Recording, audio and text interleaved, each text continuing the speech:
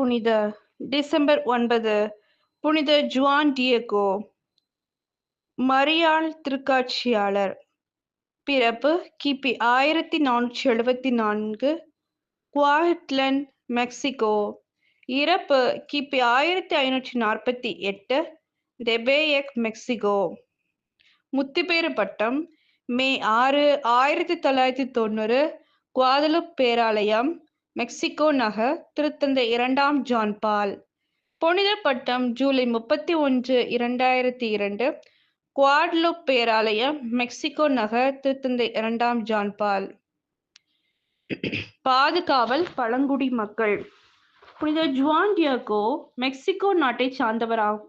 அமெரிக்க நாடுகளின் பழங்குடியை சார்ந்த முதல் ரோம கத்தோலிக்க புனிதரும் ஆவார். புனித ஜான் டியேகோ குவாட்லோஸ்டின் மற்றும் புனித ஜுவான் டியேகோட்சில் ஆகிய பெயராலும் அறியப்படுகிறார். கிபி 1531 ஆண்டு டிசம்பர் மாதம் வெவ்வேறு 4 சம்பவங்களின் போது டெபேயக் மலைப்பகுதியிலும் பின்னர் மலைப்பகுதியின் வெளியேயும் இவருக்கு அன்னை மரியாளின் தரிசனம் கிட்டியதாக கூறப்படுகிறது.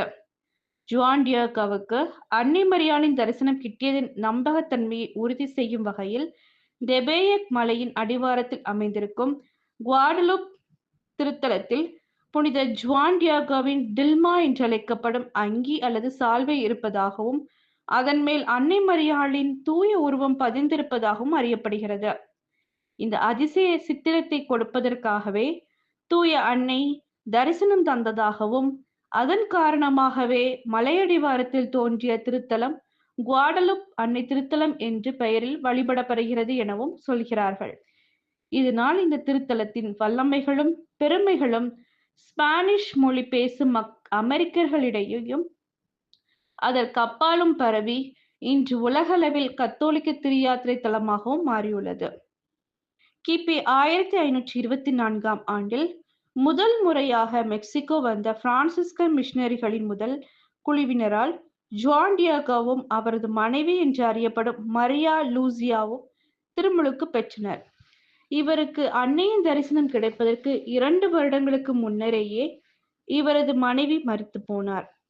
இவருக்கு கத்தோலிக்க மறையின் மீதிருந்த உற்சாகமான ஈர்ப்பும் அன்னை மரியாளின் மீது இவர் கொண்டிருந்த அளவற்ற மரியாதையும் பக்தியும் இவரது வெள்ளை மனமும் கருணையுடன் பிறருடன் பழகும் அணுகுமுறையும் இவரது புனிதர் பட்டம் வழங்குவதற்கான ஆரம்ப கட்ட பணிகளில் தவிர்க்க இயலாத அளவுகோல்களாக அமைந்தன என்பர்.